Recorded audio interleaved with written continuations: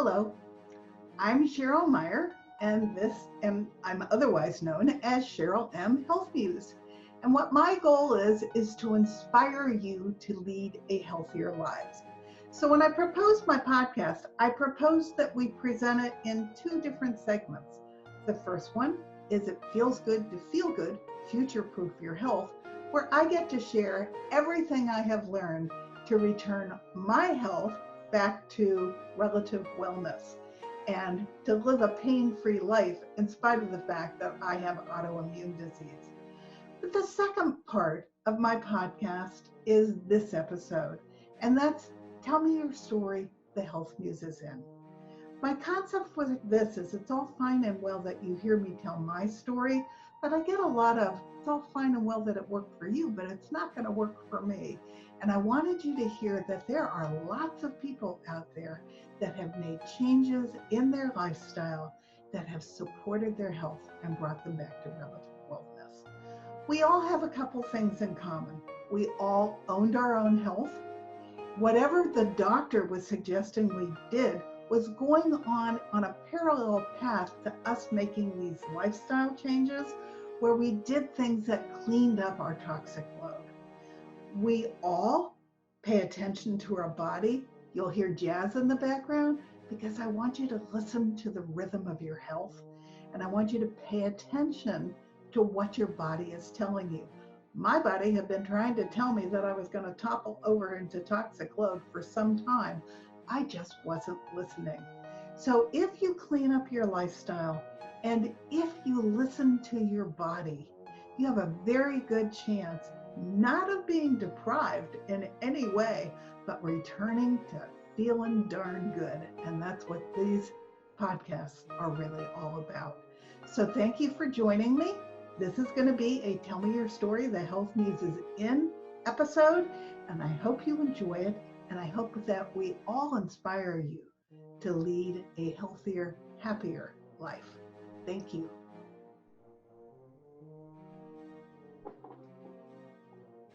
Hello, welcome to another podcast with a fascinating guest who's going to tell us her story. She had a health history very similar to mine, that she got very sick, and that started her through an entire transformation. And she's a completely different person today as a result of owning the whole process and then creating a life that was perfect for her, which included getting healthy along the way. So I am really excited to introduce you to Susie Roberts. Let me tell you a little bit more about her. She was a nurse, and she always approached life from a very humanitarian point of view. Following that intuition, she entered an RN program, and for 25 years, she was an RN. At the end of 2009, after 4 months of increasingly debilitating symptoms that were being dismissed by her physician as stress and being slight in stature, aka thin, she ended up in the ER with symptoms of a heart attack. That hospitalization led to multiple diagnoses, including lupus, which is one of the most difficult of the autoimmune diseases, a small heart defect, and a blood clotting disorder among them. It was also discovered that she had suffered a mild stroke. Recovery took years. Susie took that health odyssey as a huge sign from the universe that it was time for her to look at her life and make changes. One of those life changes occurred 5 years later at 49 when she went back to school and earned a BS in healthy lifestyle coaching. She simultaneously studied the astrological effects on health, business, and one's journey. That I want to go back to because I find that fascinating. 6 months ago, she accepted an extraordinary offer from the Institute of Professional Celebrants, a UK training organization expanding to the United States. She says, we train people to create beautiful rites of passage that acknowledge, celebrate, and honor love, and of which Susie feels a deep connection. She is now COO of the US operation.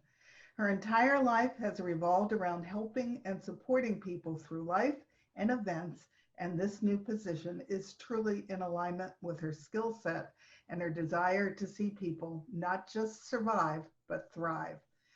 Take roadblocks as a sign, not that you're on the wrong path, but they are showing you where you need to make adjustments on your journey.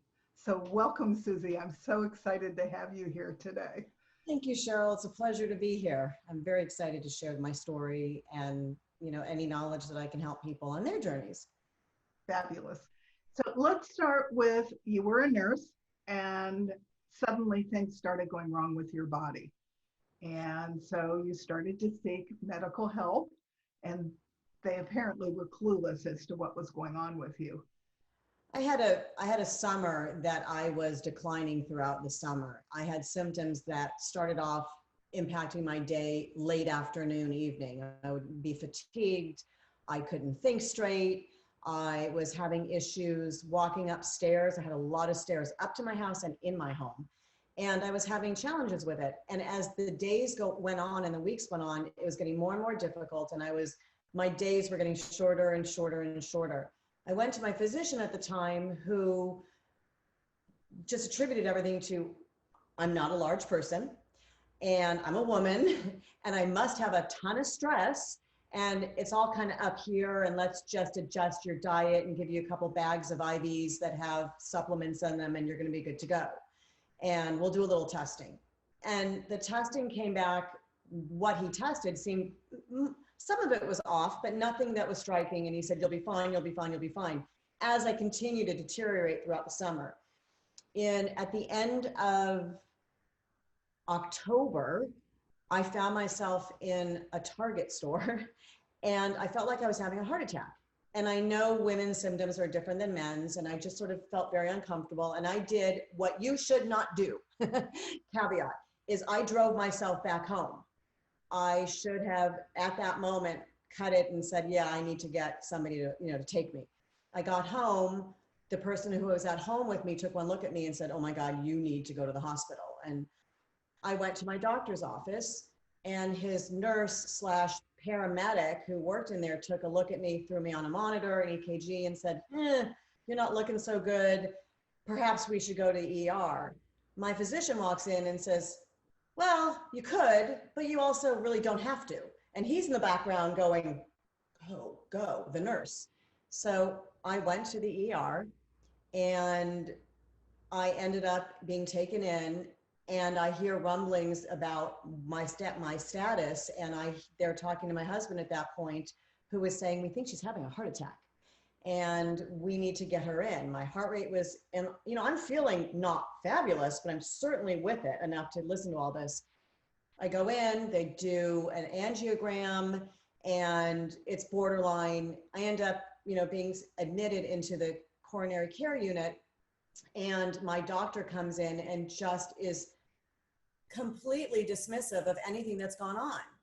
And he brings in a rheumatologist who is not listening to me, a male, and he's not listening to any of my symptoms. I'm saying the sky is blue, and he's saying, so what you're showing me, it's red and it's orange and it's green. And I'm looking at him really, really sick at this point. And I said, I mouthed to my husband, get him out of here. I get released.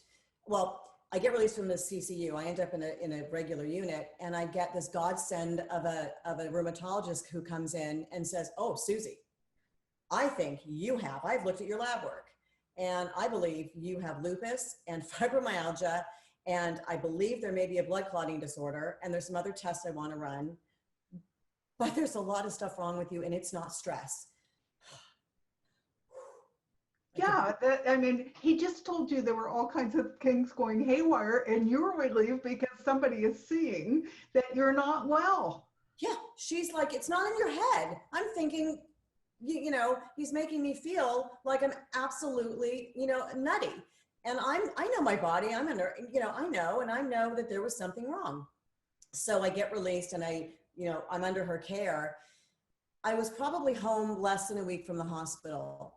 And I went and visited my physician, the male physician. And I told him, and I advocate for everybody else.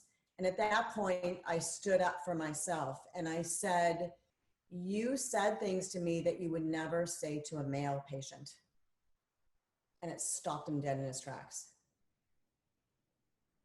And I said, you told me the story of what happened, my journey into the hospital, and it was wrong. You attributed my symptoms to hyperventilation, and that never occurred, the story that you told. And you weren't listening to me because you saw me as only a woman patient. And you missed a lot of my signs and symptoms that were right there staring at you in the face. And I didn't have to suffer the summer that I suffered. And I'm firing you. I mean, I didn't say it that way, but I said, we're done. You know, at that point I was crying. He was kind of teary. He'd been my doctor for a while.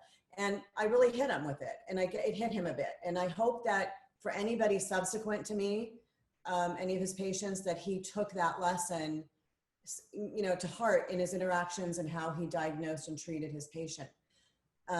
For me, it was such a relief. And I spent the next months, I had lost about 15 pounds on my frame. So I'm not a large, right? It was a lot. You were down to nothing. Oh, it was, I could feel, as people say, your sit bones. I could feel my pelvic bones when I sat, and it was brutal. People around me were just saying, just eat, just have some cake, have a steak, you'll be fine, you know? And I said, you can't do that. So it was a journey to get myself back. I was an avid exerciser. I worked out in the gym. And the second that I could get back in, even if it was just doing little things, I did it. In spite of the voices that were surrounding me that said, no, you can't go back to the gym. You're sick. You have lupus. You have, you know, and then they, you know, when they discovered the stroke, you've had a stroke. And I said, yeah, but this is good for me. This is what I need to heal. And I started tuning that out, all that noise. But it's really hard when it's coming from a very close circle to you. The ability to shut down the noise and the well-meaning advice, but is contrary to your health situation, was a challenge. So it took me a good 4 years or so to gain back my physical, the weight, and get my strength back and minimize most of the symptoms that I was having. And that was... What I'm really proud of you is that you actually talked to your body. You knew yourself how you were feeling, and you didn't let anybody convince you anymore that that wasn't true. You knew you needed to exercise. You knew how you felt.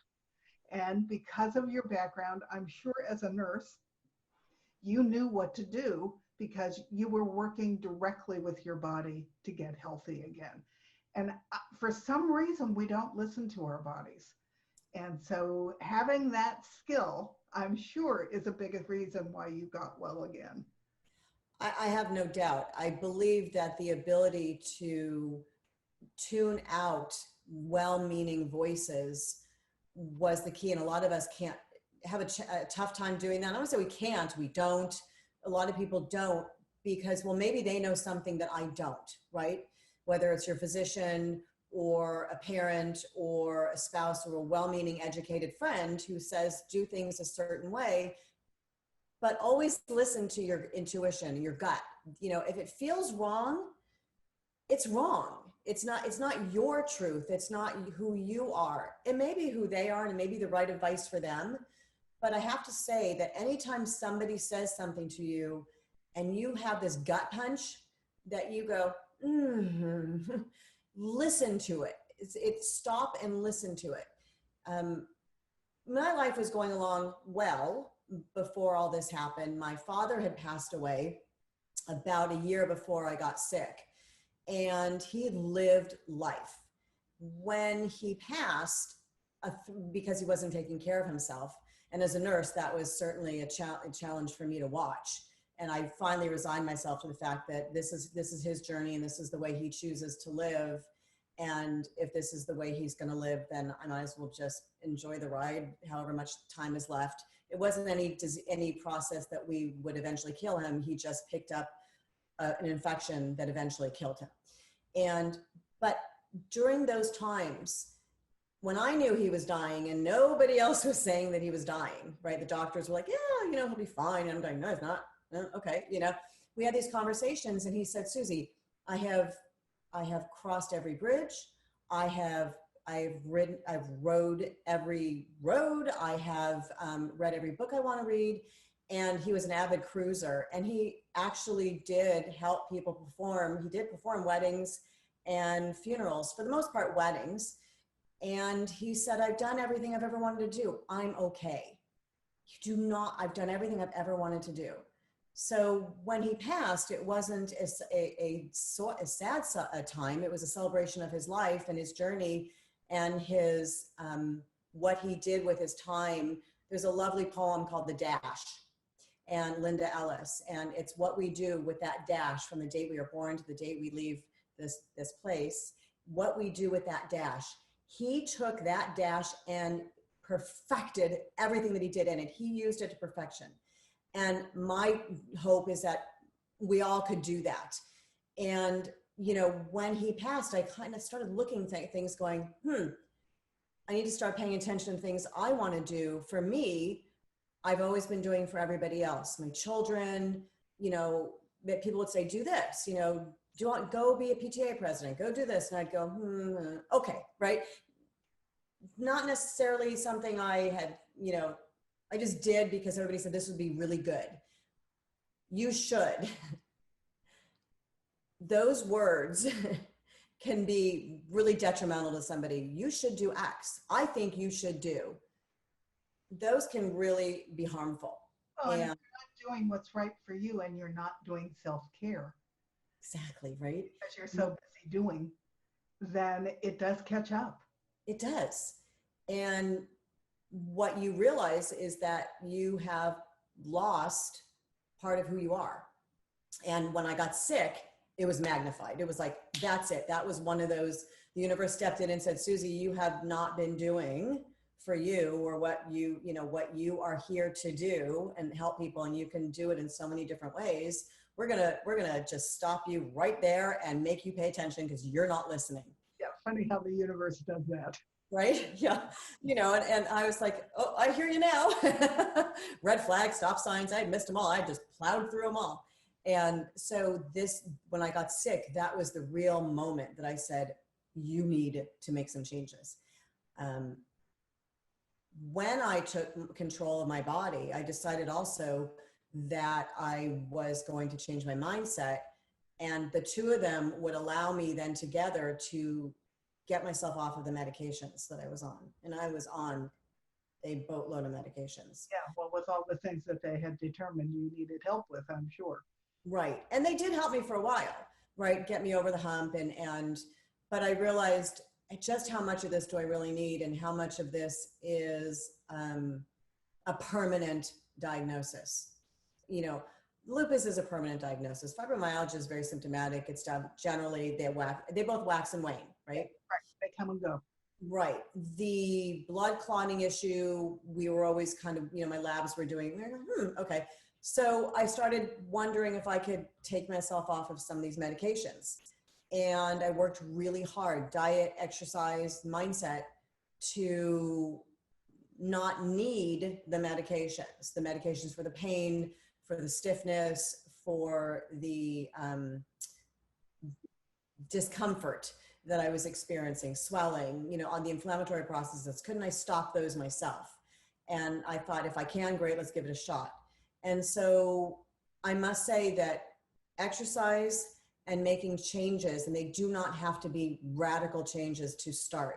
It's that first step. It's that 5-minute walk, right? It's that one thing. I'm not going to add salt to something, right? It doesn't have to be, I am now going salt-free, or I'm now, baby steps, because when we make those small changes that compound and end up in big dividends, they build on each other, and we can make more and more changes that just become routine, right? Not that completely.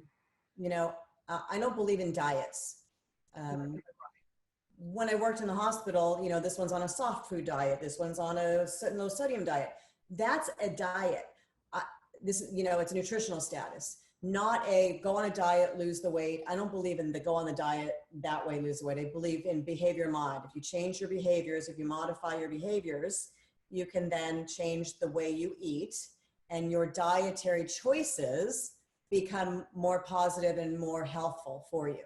So I believe if you eat real food, then your body's getting all the phytonutrients it needs. So it's not a thing where I'm going to have a last summer supper and then 3 months from now I'm going to be able to eat anything I want. It's about eating healthy food that's loaded with phytonutrients every day. And that then when the body gets healthy, it just starts to drop the weight. It's a forever thing, but you have to start to put the healthy food habits into place. exactly, you know, and the key also from many years. So I went, you know, circling back for a minute. So when I was about 48, 49, bucket list, number one bucket list was I had my RN, but I wanted my bachelor's. And I had for years, decades, from the day I graduated, I'm like, oh, well, I need a bachelor's. I don't need one, but I wanted one, you know? And so I finally, on a trip, I met a woman who, we're in Jamaica, and she says, in 2014, and she says, oh, I'm sorry, I have to go to class. I'm like, we're on the beach. We're on this business trip. And she said, oh yeah, I'm going to school online. And you know, it's at this a real university, you know, not a for-profit university. And she said, I'm going online, I'm going to school. And I went, huh, there it is, right? Got home, applied. That's January. By February, March, I was in the spring semester and I went back to school. It's, you know, it was like I took the leap and I went in and I got a bachelor's in healthy lifestyle coaching. So understanding how we live, cultural differences, how it affects how we eat, everything, you know, soup to nuts, everything. And of course, you know, bringing in my nursing and then bringing in a lot of exercise and all of that together. So when we decide that we're ready to make a change, you know, there's pre-contemplation, contemplation, you know, as we go through those, when we are ready, and it has to come from within, then there's nothing stopping us. But we have to do it in a way that it's not a struggle, it's not painful, it's not because we want to switch to a habit that becomes doable, livable, and permanent. And saying you can never have cake again, or you can never have some ice cream is just never going to work, you know?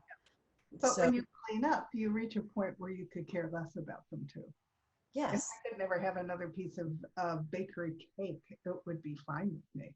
Exactly. Your cravings change. Yeah. But I'm completely different than I was before I got sick.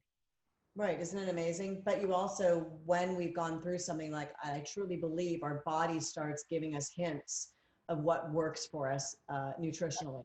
Right. And that's really important. But none of that can happen if you haven't worked on your mindset and you haven't acknowledged that there are forces, I guess forces or influences that are external. You said, oh, the astrology. So I'm an Aquarius. We love to talk. We love people. We are humanitarians at heart. We will do anything we can to help people. And our friend circles are very close, but we're very unpredictable. We are ruled by a planet that can be very unpredictable. And it's either very geniusy or, whoa, that sounded super crazy. But we're willing, if we allow ourselves to try different things. And I opened up to that finally. I kind of shut that part down. You know, the moon affects us. It rules our emotions. It affects our bodily fluids. And this isn't an woo-woo astrology thing. If you look at the moon cycles, high tide, you know, less gravitational pull. You know, when I worked in the hospitals and we'd have full moons and the patients would be a little, we're having some issues and they would be going crazy, right? Yep. Because our body fluids, the levels change and inflammation can be bad or more so during different cycles. And so these effects, studying them, I thought, wow, this is really interesting. And how our body communicates at certain times more than others, and they can impact when we should do things, when we should have procedures and when not to. And I look at using timing analytics, which is part of astrology, or the way I learned it, as just another tool. And I will never say no to using as many tools to help me live a better, healthier, and more fulfilled life, right? Absolutely. And so the astrology aspects and the way the moon moves and the way some of the planets move really have effects on us. And, there's a lot of research that shows that. So from the left brain, science, analytical side of the brain, to the right side, creative, intuitive brain, I used to focus more on, the facts and the solid in the box. And then I started the data, and then I started looking at the expanded data and the expanded information and the more intuitive parts, creative parts of our brain, the artistic sides, the side that doesn't say, stop, pay attention, do this. The side goes, oh, why don't you try that? What the heck, right? You have nothing to lose. No. What is it? You have nothing to fear except fear itself. And so when I started doing that a little bit, I had voices around me who said, that's woo-woo crazy.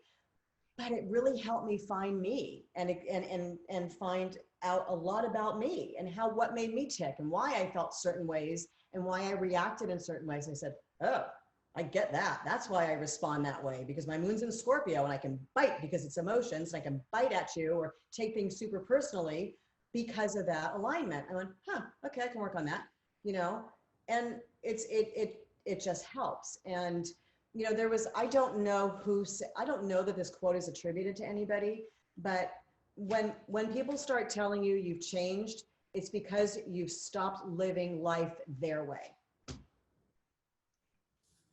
And that, to me, was a metaphor for when I started making changes. Those were the responses that I got is, oh, you've changed. And it wasn't oh, you've changed. That's really cool. I don't know that, that's really. But sometimes when we change, new people come in and old people go out. And that's also very healthy. You have to allow that to happen. It is. Reasons, seasons, and lifetimes. People Right. come in your life for reasons, for seasons, or for the lifetime. Sometimes one turns into another. But I truly believe that. And as people have exited my life, I've had amazing people come in that have rocked my world. And they couldn't have come in if I hadn't made the changes, if I hadn't been healthy, if I hadn't taken control and gotten off of all of my medication, save one, which I had to go back on temporarily. But that's okay, because it's not permanent. And with the time that we're in right now, as somebody who has had a history of lupus and autoimmune issues, even though my numbers, I worked really hard and I got my numbers down to undetectable levels, just low, just almost a threshold of diagnoses for all these things.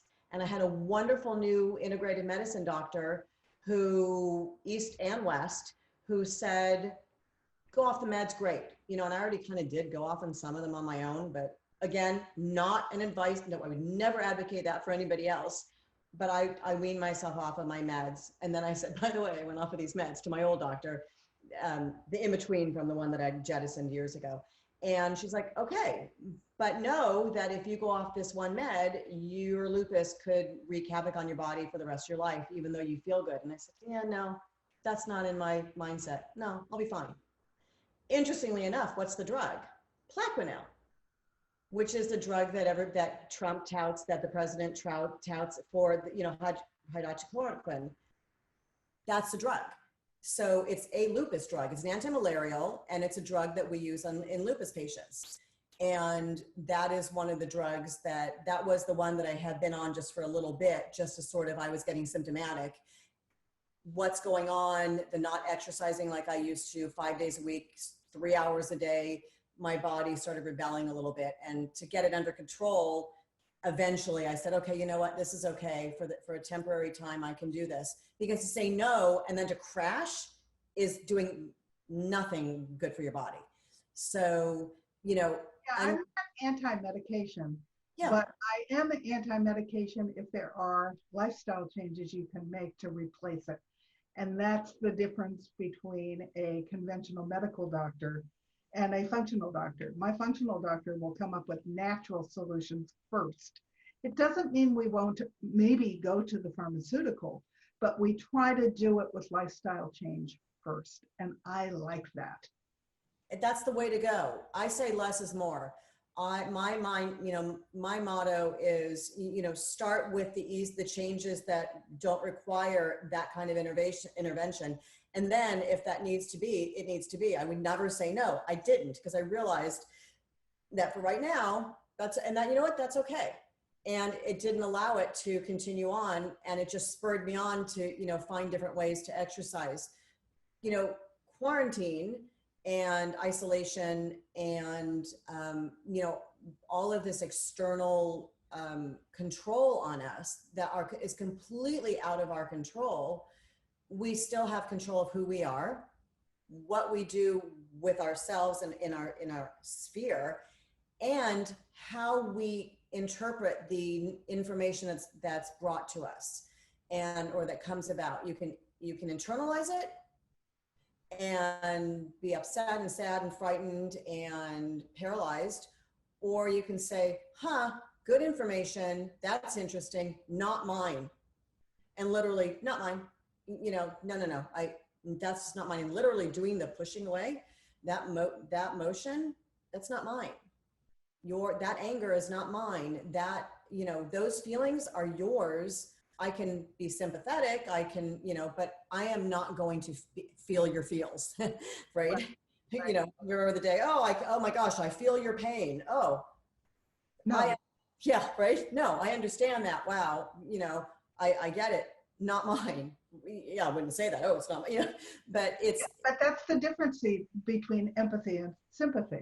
Right. Sympathy is that you clearly understand that they have sympathy, but that those are not your feelings.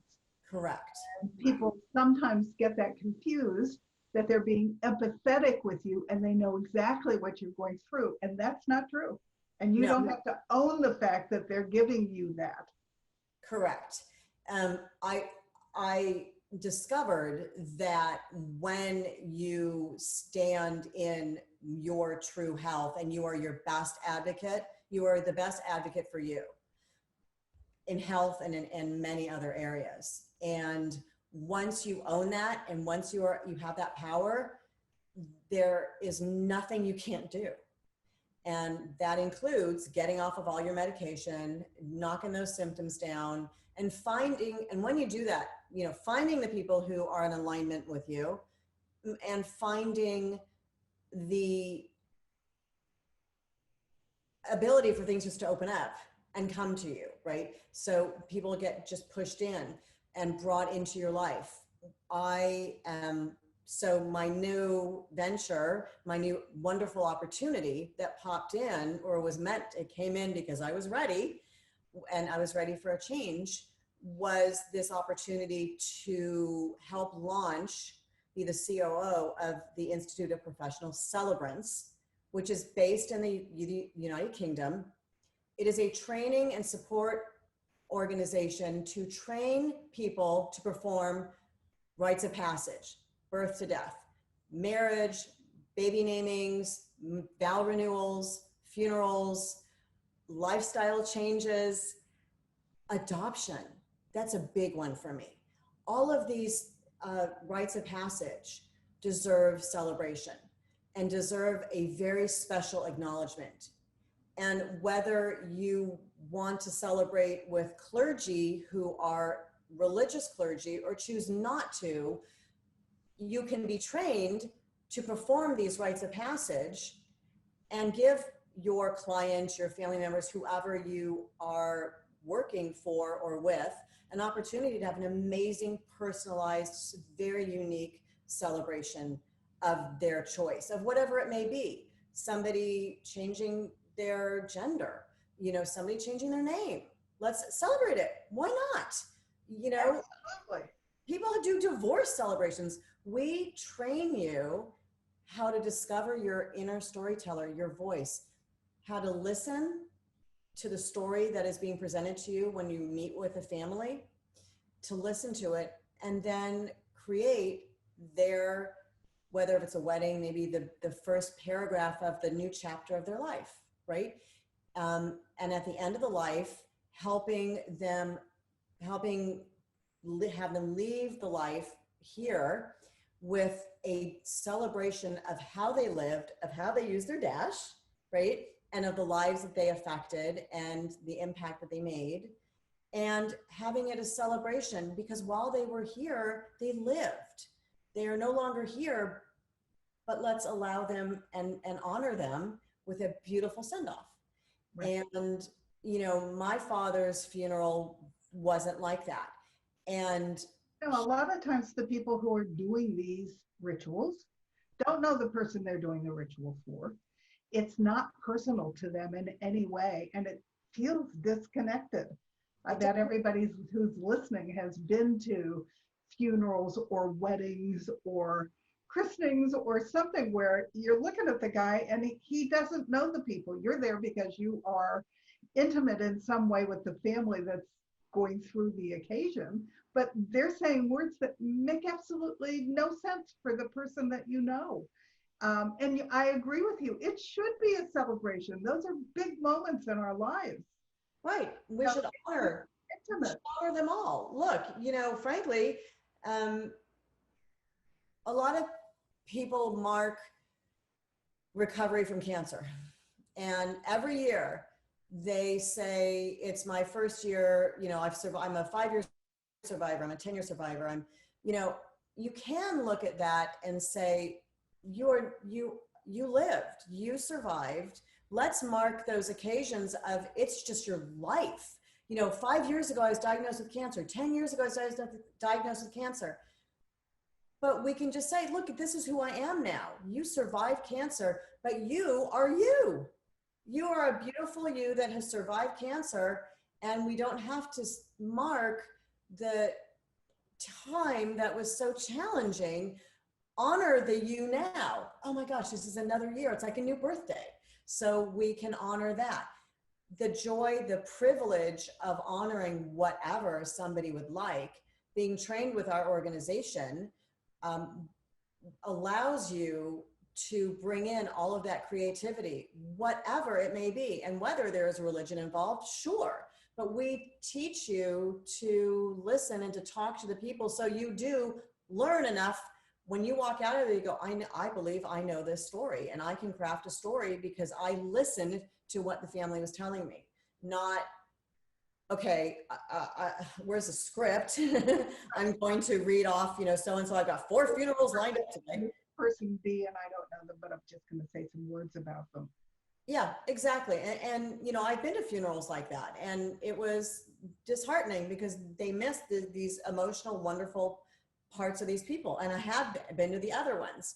Having my own experience, you know, had I been really deep in grief, and to have that happen would have really been a challenge to my grieving process initially, right? But because I was, you know, in a place where I was okay with his passing, it just was more of a, not the way I do it, you know, move out of the way, you know.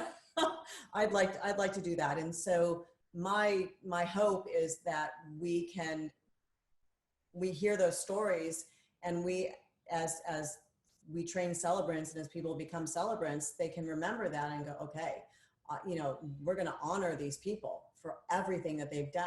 Have you found that since you are training people to be celebrants, that you have also opened yourself up to experience more joy in your own life? I have, because it's almost more of a acknowledgement, or, you know, a recognition that, look, there are all these things that you have done or have been done, and yeah, celebrate that stuff. Those are milestones. We should all celebrate milestones. You know, I am not a trainer. I am, however, you know, intimately involved in setting this up. But I almost slipped before and said we celebrate, we as celebrants, because it certainly has crossed my mind that perhaps this is some training I would like to do. I know the curriculum, and I'm thinking, you know, this, and having a father who, after years of being a teacher and a therapist, you know, there was a need for people who, you know, in the late 80s, early 90s, same-sex marriages, or really more different religion, you know, the clergy would say, no, one of you two has to convert or I'm not doing it. And he said, that's not fair. And so he went and he got a license to perform rites of passage, weddings in particular.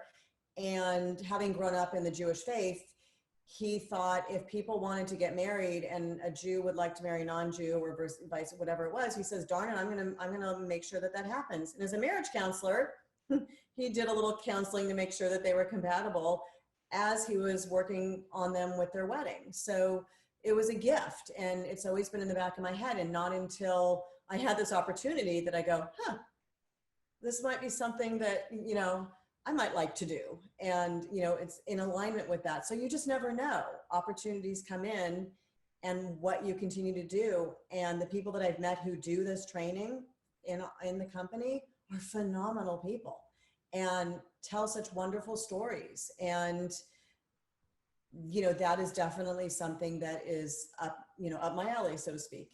I have been on both sides of the bed. I've been a nurse, I've been patient. I have experienced these different things, and helping people in as many ways as I can is my goal. That's what I truly feel that I'm here for, this journey. What do you want to be? I don't know. I just want to help people. I was kind of like, that's how I came into this, and nursing was the first acceptable way to help people. Yes, medical school was an option, but I just went, and I was already in nursing school when I was approached by an instructor, and I said, let me just get out and do the nursing. I just want to get out and help people already. I don't want to be in school for that long. So, because that wasn't my journey, or it probably would have happened. Right. Well, if you had been passionate about it, you would have found a way to do it. Exactly. Right. Yes. So, yes, so that's my story. And, sprinkled in that, I have done life coaching, and, that is, a passion. Any way that I can help people in any way is where I have found myself at this point in my life. My marriage of 32 years, nearly 32 years, is ending, and I'm okay, right? I'm okay. And I've got many years ahead of me and a long journey ahead and wonderful experiences, and, and we're in a good place. And I have 3 children, they're grown, and they'll find their place in their way, and leading by example and making the changes in your life that are the right changes for you, and stepping into your power is a really good role model for your children and the people around you. Right. And one thing that is part of every life is change. So for them to see you going through these level changes as gracefully as you are, and you've been through some huge level changes, has got to have had a positive influence on your children. I'd like to think so. My relationships are stronger with them, and I'd like to think that's happened. And if it hasn't happened yet, for them, they have seen the process, and they've seen it, and and hopefully they will take some of those lessons to heart. And I made mistakes, and we've all made mistakes, but we learn from them and we move forward. We don't hold ourselves in the back. Dale Carnegie, there's a quote, there's a part of a quote that you can't saw sawdust, right? You can't keep living in the past, because you can't move forward if you're constantly looking over your shoulder, looking in the rearview mirror, right? Acknowledge them. Well, I can't do that because that happened to me in the past. No, it's a part of what happened to you, but it doesn't mean that it can't be, it's not a part of who you have to be the rest of your life, right? You learn from it and you move forward. Any experiences that you've had, you learn from it and you move forward. It's the moving forward part that is the most important. And it's all those crazy things that happened to me in my life that made me who I am today. And look at that. I mean, you have a wonderful relationship. You were doing the things that you want to do, and that you love to do, and that you feel passionate about. And how wonderful is that? I know. And that's the beauty of it. I don't even really see them as mistakes. At the time I did, but I don't see them as mistakes anymore. I sometimes call them disruptions. Things that disrupted my road, that made me reevaluate who I was and where I wanted to go and who I wanted to be. So they were blessings. I And like. back, everything makes sense looking back. That didn't make sense looking forward at the time I went through it in my life. And so I'm very grateful for the things I went through in my life. But that's kind of what happens as you start to age. That's You see things differently. Yeah, I like to say that, it's a thing that you did at the time that, like you said, it wasn't necessarily a mistake. It was something that we learned from. It's those mistakes that unless we learn from them, if we take a lesson from them, it's not a failure. My marriage didn't fail. It stopped working. Right. That's the difference, right? We didn't fail at X. We just needed to make a change and it stopped working. All my growth came from those more difficult periods. Right. That's when the fast forward growth happened in my life. Right. So right. That's why I think they're such blessings. Had I remained the same, I'd be boring as heck and have very little experience about anything. But thank goodness it wasn't always smooth sailing. We all collectively right now are going through a huge pause, the great pause, right? Time out. We have gone through this once in a lifetime experience. None of us ever expected anything like this. It's what we've done with the time and how we have not been living in fear and continually living in fear and anger, at the way people around us are or are not adhering to procedures that would bring the transmission levels down, aka the mask wearing. It's gotten very ugly. And it doesn't need to be, because we're all in this together. We can make it, we can all make it go away together, or it won't. This is the time when we should come together. And maybe we're starting to get there a little bit more now, I hope so.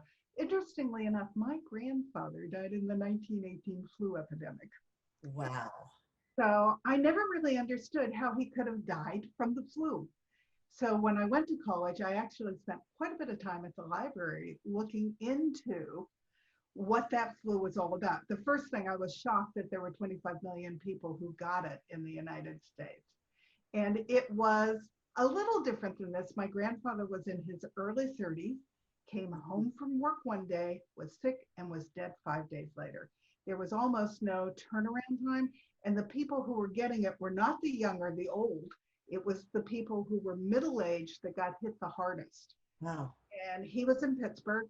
Philadelphia didn't pay any attention to it, and they all got sick as the dickens because they threw a big World War I parade and they refused to wear their masks, and they got so sick where St. Louis immediately said, hey, this is serious.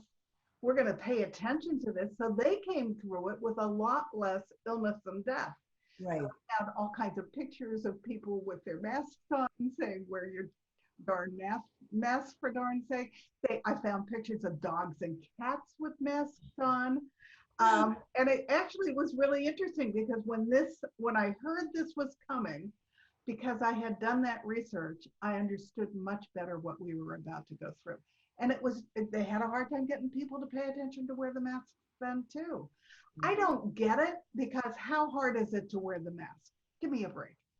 Right. I've had health coaches tell me, but I'm not sick and I'm not going to get sick, so why should I? Why? Because you care about your fellow human being. And they now know not only does it keep you from getting it, but it keeps other people from giving it to you. So it's a two-way street. But I don't know why people are, because they don't want to breathe their carbon dioxide. Studies have proven that that's not true. Right. They're not getting sick. They're not breathing their carbon dioxide. They're just being safer. So I hope that when we come out the other end of this, we go back to be a kinder and more loving society. Because I'd like to see that. I'd like to see, I'm hopeful. We have had this experience to learn, unfortunately, as it's gone like this, right? We've had the ability to learn, and some of the people who have chosen, our leaders who have chosen not to, and it's not all the way at the top, but leaders all around who have chosen not to embrace it. Look, I don't care. My feeling is I don't care if you believe in wearing the mask or you don't believe in wearing the mask. If you are a leader, wear them, tell people, you can say, look, yeah, I know the mask thing, but check it out. We wear the mask and we get done with this that much faster, and then we could jettison the mask and we're good. You know, shift the messaging, right? You know, but that hasn't occurred. I'm hoping that, you know, that would occur. Look, you know, you can be tough and wear a mask, and the tough people are the ones who are helping the other people not get sick. Reframe. My big thing is reframe things and send that messaging out that way. But what we've done is we haven't done that at a leadership level, but we have done that, whether it's the mayors or the governors, and we've taken it down to or neighborhoods or cities have said, let's do it this way and let's get our people to buy in. And if the majority of people are buying in, we're okay. And our numbers are starting to go down. We want to come out of the other end. We don't want to be in this period for the rest of our lives, and we don't want to be losing this many people to illness for the rest of our lives. That was preventable. Yeah. You know, I mean, statistically, the amount of people who have actually been sick that weren't diagnosed is far higher than, so we have been more affected, which is a good thing if you look at it in the sense that if they said for every one person who was diagnosed, there were 10 people who had it and weren't, that's great. Because if you look at it, it says 100,000 people got it, but only 10,000 people died, not 40,000 people got it, 10,000 people died, right? So if you kind of look at the numbers, it's a bigger pool, so your percentage of who's actually died is smaller. So from that aspect, if you look at it, it's like, yes, it's extraordinarily contagious, but so many people have had it and didn't know it, and look where we are. So the people who are that sick and end up in the hospital and who have been diagnosed, that is a smaller proportion. But it's not acceptable either. But it's just, if you look at it, it's maybe not as scary, right? But let's just all do it. Let's say we're going to do it for 6 months, and then we'll see where we're at, and we can all stop doing it. We don't have to do it for 6 months. They have said literally, right? Like literally 3 weeks, 4 weeks. If everybody wore a mask outside, you know, in public places. Look, if you're outside and there is nobody around you, I say it's fine. And that's what they say anyway, right? You're around, there's nobody within 40 feet of you, 20 feet of you, you know, and you've got some fresh air, great. We do it for a few weeks, 3-4 weeks, I think they said. We can do this with the numbers and the cases, but everybody has to do it. And, you know, and everywhere. And we'll get there. And if we don't, well, we will. It's just going to be however long it takes us to get there. Taking care of our family members, be selfish. Take care of your family members, right? Take care of you, make it about you. You know, if I wear a mask, I'm going to take care of myself. And, you know, so appeal to the selfish side, right? You know, hey, I want to be okay, so I'm going to wear a mask. And then everybody wears them. And then it does help the collective, but. I decided that I was going to make it fun. So Crayola has all these crazy Halloween faces on masks. Awesome. So I bought a packet of those, then I bought Wonder Woman masks. So when I'm out in public now, I have this little zany thing that I'm doing at the same time that I'm wearing the mask. Why not? I want to get everybody doing it however they're comfortable doing it. Have fun with it. Let's just get it done. Exactly, because if we have to wear the masks, then let's make it fun. You know, as fun as wearing a mask can be, you know, and let's wear it and look good and have fun with it and get some more creative people out there, you know, which look what's come out of this. The amount of companies, the amount of people who have gone, I can make a mask. I can do this. I can make things for people, you know, who are staying home. The creativity that has been born from a very challenging, horrible, deadly situation is amazing, right? Let's do that without having the terrible pandemic, you know, and people to connect with people like that. And I see people passing out masks to each other, strangers, you know, oh, I love that. Here, have this, you know. I think it's wonderful. And the creativity that's been born of it is great. And it's all about our health again. It's still all about shifting that mindset to how we can survive and help ourselves on this journey and help other people on this journey.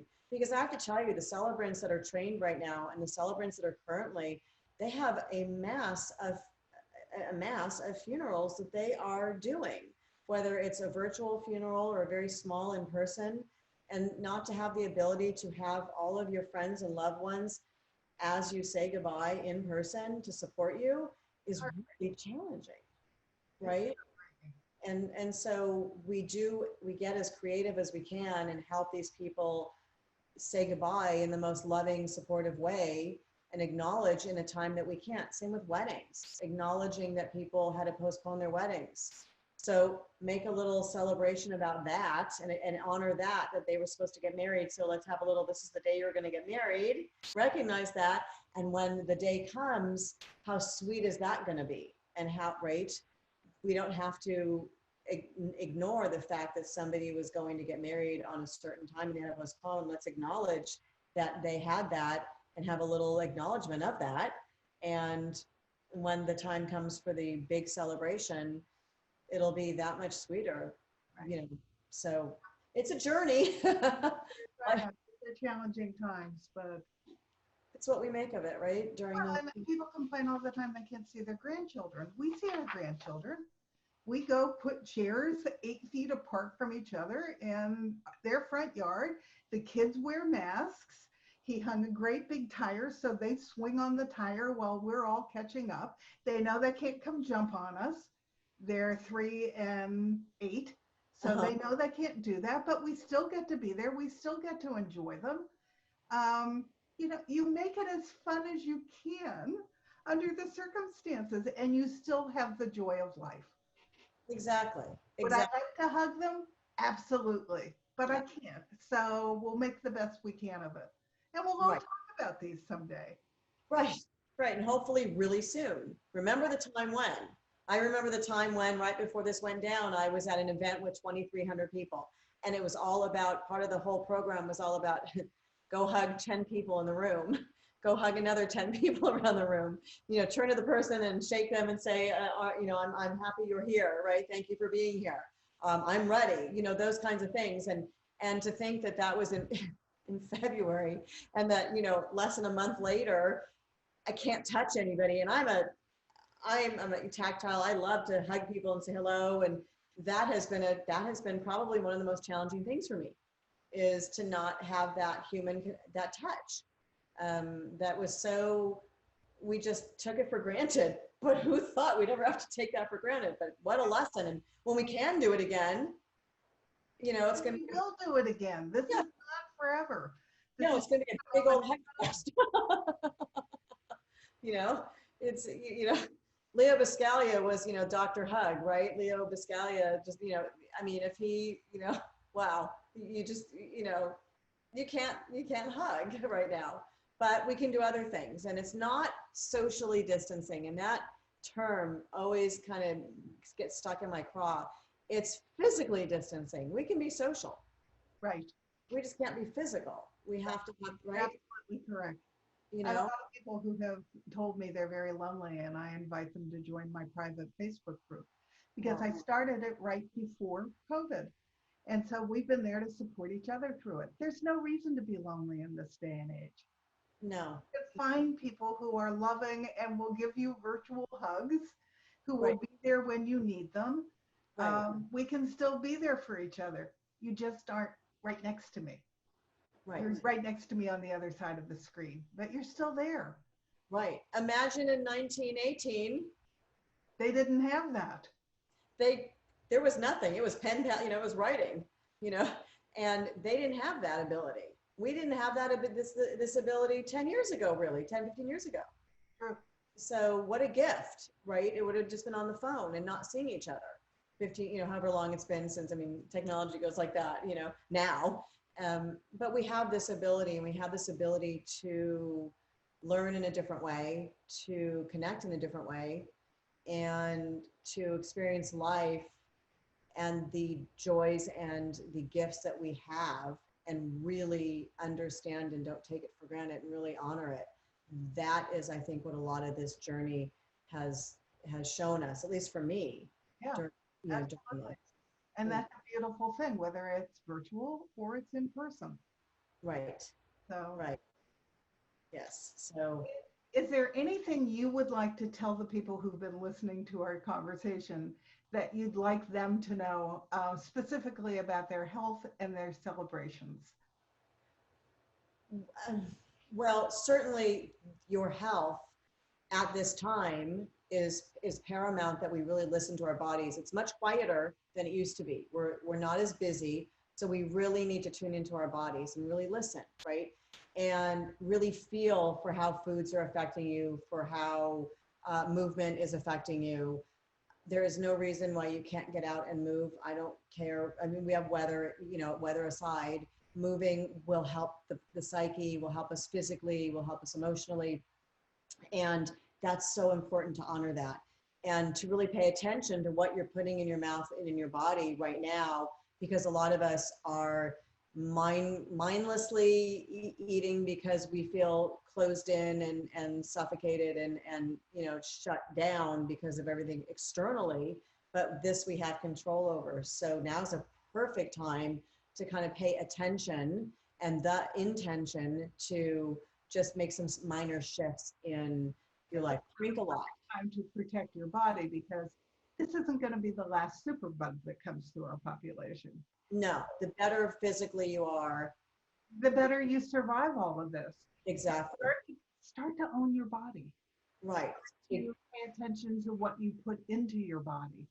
Exactly. That's definitely the most important part. I would say that in terms of celebrating life and celebrating this journey. If one is interested in making a change in their career or path or helping people honor, I would love for them to come join us, and I will give you my information. Yeah, I'll put it right. It'll be right with the podcast. I'll get all that information. You can check out the website. It would be an honor at this time, and you know, and honor those experiences that you have yourself now. Honor those little steps that you've taken. Make them, acknowledge them. It'll shift how you feel and how those around you will feel. And it's so important because it just then takes us to the next level when we really honor those things we did. Yay, you took your first online course. Honor it, right? You ran around the block for the first time. Honor it, right? You had your kids at home all summer and you survived. Honor it, right? I actually published a victory journal because I was in a group with women and they weren't giving themselves credit for anything they had accomplished. So for Christmas, I put together a victory and gratitude journal so that everyone could write down every morning what was their little victory or their big victory from the day before. That's amazing. It's so important. It is, because fortunately, my children are long out of school. I am not a teacher. I love to, okay, I'm not a school teacher. I can train, right? I can train people to eat and work out and things like that. However, had I had young children at home and I had to be, you know, teaching them at home, what somebody said, it's like, you know, this generation, the generation that this year, you know, they're going to be have educated by day drinkers, you know, because they're, you know, it is so, I can't even imagine having, you know, your children home and then having to monitor them or even do some home teaching. It's a challenge. Darn it, those kids woke up, you got them dressed, they sat in front of the Zoom call. Baby, that is a win. That is amazing, right? It's those little things, but they're big. So honor them, right? You got them dressed and at least from the waist up and they look good on the Zoom and they're presentable to their classes. Honor that, you know? It's all those little things that we all build up. And have fun. And have fun, right? And laugh. Watch a funny movie, right? Watch a funny movie. I mean, that's the most important part. Excuse me. Somebody said, yes, watch a funny movie. Right. That's truly. And own those little things. And it's amazing. Yeah, gratitude and freedom and joy. They all go hand in hand. They're all part of it. They are. Yes. So yes. Thank you. I have loved having you on the show. Thank you, Cheryl. It's been my pleasure. It's been an honor. Thank you very much. Take care. You too. Okay, thanks. Bye.